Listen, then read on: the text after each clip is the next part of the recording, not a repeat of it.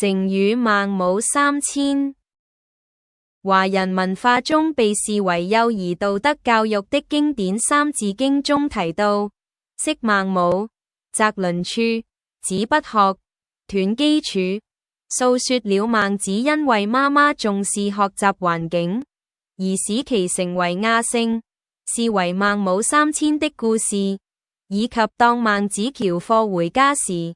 孟母將織到一半的布匹割裂，告誡半途而廢的後果，而促使孟子發奮向學的斷機教子之故事。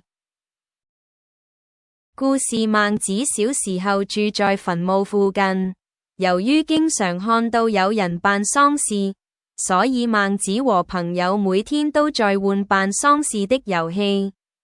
孟母看到後心想，要是不趕快搬家，兒子將來就只會替人辦喪事了。後來，他們搬到市場旁邊，這一次，孟子和朋友學起市場裏的人做生意，不是殺豬，就是討價還價。孟母看到後，又決定搬家。這次他們搬到靠近學校的地方，從此，孟子每天跟着學校裏的學生讀書、說話，動作也變得規規矩矩的。這一成語不僅成為千古美談，更蘊含了以下幾層核心意義：重視景教，明白環境的影響力，強人近朱者赤，近墨者黑的道理。環境對於孩童的潛移默化非常深遠，幼童容易模仿周遭事物，因此為孩子打造一個耳濡目染的優良場所至關重要。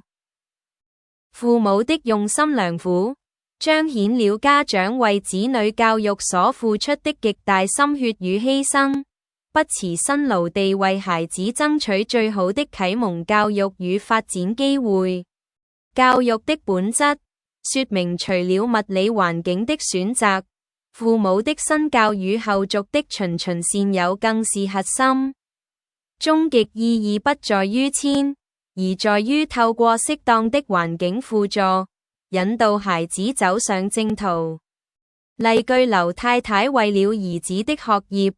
不管自己有多辛苦，